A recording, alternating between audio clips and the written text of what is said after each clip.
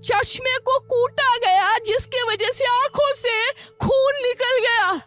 मैं प्रधानमंत्री से हाथ जोड़ के रिक्वेस्ट करूंगी कि ये घटना जो एक 31 ईयर ओल्ड एक meritorious student who has cracked her medical.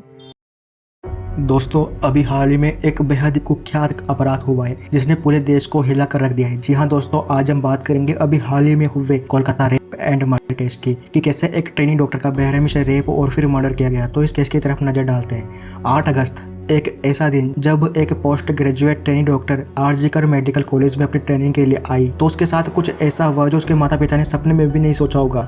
यह ट्रेनिंग डॉक्टर 31 साल की थी और यह अपनी 36 घंटे की शिफ्ट में आरजीकर मेडिकल कॉलेज में आई थी। इसके बाद 9 अगस्त की रात 11 बजे ट्रेनिंग डॉक्टर ने अपने पिता को कॉल किया और बताया कि वह यहाँ सही सलामत है और उसे कुछ भी परेशानी नहीं है। फिर यह ट्रेनी अपनी ड्यूटी में लग जाती है और ठीक 2 बजे अपने कुछ कलीग्स के साथ डिनर करती है। फिर यह सभी साथ में उस रात चल रहे नीरज चोपड़ा का मैच देखने लगते हैं और उसके बाद यह ट्रेनी कॉलेज के राउंड लगाने लगती है। यह राउंड लगाते लगाते कॉलेज के तीसरे फ्लोर पर स्थित सेमिनार हॉल में आ जाती है। अब यह ट्रेनी काफी थकी हुई थी तो यह सेमिनार हॉल में ही सो जाती है जहाँ पर यह पूरी तरह अकेली थी। खैर, रात को 3 बजे एक इंटर्निस्ट ट्रेनी को रिपोर्ट दिखाने आता है और रिपोर्ट देखने के बाद यह वापस से सेमिनार हॉल में सो जाती है। अब 3 बजे ही इसको आखिरी बार देखा गया था। इसके बाद सुबह 7:30 पर इस ट्रेनी डॉक्टर के सेमी नेक्ड डेड बॉडी मिलती है और इसके शरीर पर 13 जगह इंजुरीज के निशान पाए जाते हैं। इसकी गर्दन, नाक, होठों और उसके प्राइवेट पार्ट पर गंभीर इंजरी थी। इसके बाद हॉस्पिटल के असिस्टेंट सुपरिटेंडेंट लड़की के माता पिता को कॉल करते हैं और उन्हें बताते हैं कि आपकी बेटी बहुत ज्यादा बीमार है तो आप जल्दी उससे मिलने के लिए आ जाइए।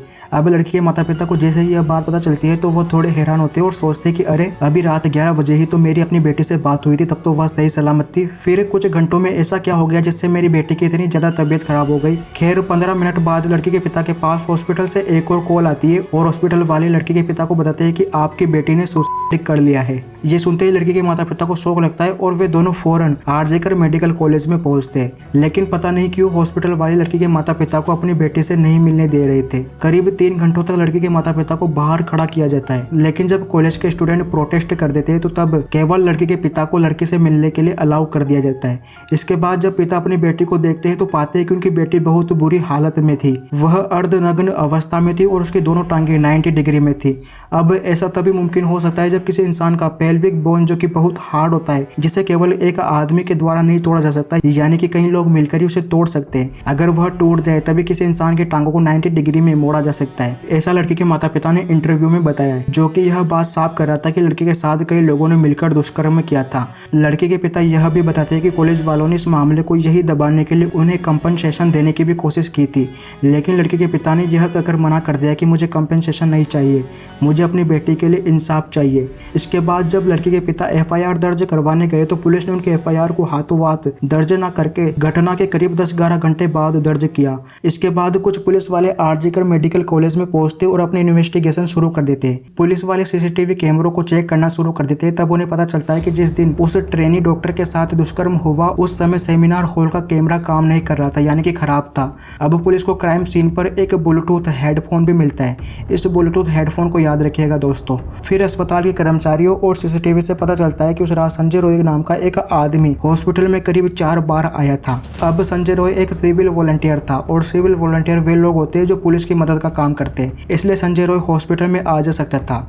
साथ ही पुलिस को यह भी पता चलता है कि पास्ट में संजय रॉय के खिलाफ कई औरतों के द्वारा उनके साथ छेड़खानी करने के भी केसेस दर्ज किए गए हैं और वह अपने मोहल्ले की लड़कियों को भी छेड़ा करता था। इसलिए अब पुलिस का शक संजय रॉय पर और भी ज्यादा मजबूत हो जाता है। इसके साथ ही अब कई और मेडिकल कॉलेज के स्टूडेंट्स और हॉस्पिटल के डॉक्टर्स भी इस अपराध के खिलाफ प्रोटेस्ट करना शुरू कर देते हैं। खैर, संजय रॉय से पूछताछ की जाती है और पूछताछ के दौरान पुलिस बड़ी चालाकी से संजय रॉय के फोन का ब्लूटूथ ऑन कर देती है और उसका फोन ऑटोमेटिकली घटना स्थल पर से मिले ब्लूटूथ हेडफोन से कनेक्ट हो जाता है। अब दोस्तों, अगर कोई हेडफोन किसी मोबाइल से एक बार कनेक्ट किया जाता है तो वह अगली बार अपने आप ही कनेक्ट हो जाता है। इसलिए अब संजय रॉय को ट्रेनी डॉक्टर के रेप एंड मर्डर के जुर्म में अरेस्ट कर लिया जाता है और अब संजय रॉय भी अपना जुर्म कॉन्फेस कर लेता है। साथ ही अब प्रोटेस्ट कर रहे वाले लोग उस ट्रेनी डॉक्टर के शरीर के पोस्टमार्टम की मांग करना भी शुरू कर देते हैं। इसके बाद एक डॉक्टर आगे आता है और वह क्लेम करता है कि उसने विक्टिम की पोस्टमार्टम रिपोर्ट को पढ़ा है, जिससे उसे पता चला है कि विक्टिम के शरीर में 151 मिलीग्राम सीमन पाया गया है, जो कि बड़े ही आश्चर्य की बात होती है क्योंकि कोई भी एक इंसान इतना सीमन प्रोड्यूस नहीं कर सकता है। हर एक व्यक्ति की 5 से 10 मिलीग्राम सीमन की ही एवरेज रेट होती है। अब इस बात को लेकर लोग दावा कर रहे हैं कि ट्रेनी डॉक्टर के साथ दुष्कर्म करने वाला कोई एक व्यक्ति नहीं था, बल्कि कई लोगों ने मिलकर उसका रेप एंड मर्डर किया था। साथ ही सबसे हैरानी की बात यह थी कि उस ट्रेनी डॉक्टर का पोस्टमार्टम आरजीकर मेडिकल कॉलेज में ही कंडक्ट किया गया था, जहां उस लड़की के साथ दुष्कर्म हुआ था, जबकि कोलकाता में कहीं और भी हॉस्पिटल या कॉलेज मौजूद थे।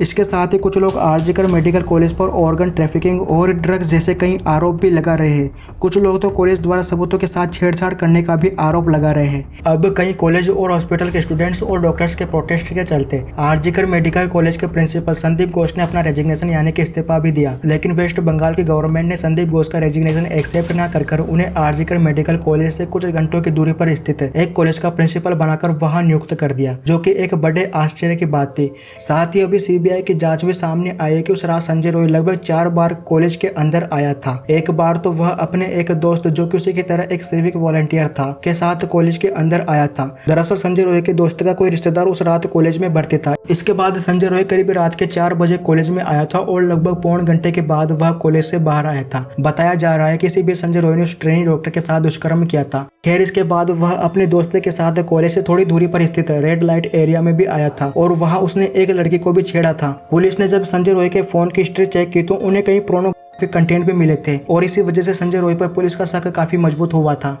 अब ट्रेनी डॉक्टर के बारे में बात करें तो वह एक गरीब परिवार से थी। उसके माता पिता ने बड़ी परेशानियों के बाद उसे पढ़ाया लिखाया था। इतना ही नहीं, ट्रेनी डॉक्टर पढ़ने में भी बहुत अव्वल थी क्योंकि उसने 10th बोर्ड में 90% स्कोर किया था और 12th में करीब 85% स्कोर किया था। कई मुश्किलों के चलते अब कहीं जाकर वह डॉक्टर बनने वाली थी और अपने माता पिता को गरीबी से उबारने वाली थी, लेकिन माता पिता को कहाँ पता था कि उनकी एकलौती, जी हाँ दोस्तों, वह ट्रेनी डॉक्टर अपनी माता पिता का आखिरी सहारा थी। माता पिता को कहाँ पता था कि उसके साथ ऐसा दुष्कर्म हो जाएगा। पिता ने जब अपनी बेटी को बुरी हालत में देखा तो उनकी आंखें भर आई। उन्होंने देखा कि उनकी बेटी की आंखों प्राइवेट पार्ट से खून निकल रहा था, तो वह समझ गए कि उनके बेटे के साथ दुष्कर्म करने वाला कोई एक इंसान नहीं था। इसलिए पिता बाद में इस मामले को हाई कोर्ट तक भी लेकर गए और साथ ही कोलकाता और देश भर में आग की तरफ फैलते प्रोटेस्ट के चलते हाई कोर्ट ने यह केस सीबीआई को सौंप दिया। साथ ही अब सीबीआई संजय रॉय के अलावा कॉलेज में मौजूद ट्रेनी डॉक्टर के कलीग से भी पूछताछ कर रही है, जिन्होंने उस रात ट्रेनी डॉक्टर के साथ डिनर किया था, लेकिन सीबीआई उनके बयान से संतुष्ट नहीं है। इसलिए अब सीबीआई उन कलीग्स का लाई डिटेक्टर टेस्ट करने वाली है, जिसके लिए उन्हें हाई कोर्ट की परमिशन भी मिल चुकी है। साथ ही सीबीआई का यह भी कहना है कि जब उन्हें यह केस सौंपा गया था तब क्राइम सीन के साथ छेड़छाड़ कर दी गई थी, इसलिए सीबीआई को क्राइम सीन से कोई पुख्ता सबूत नहीं मिला है।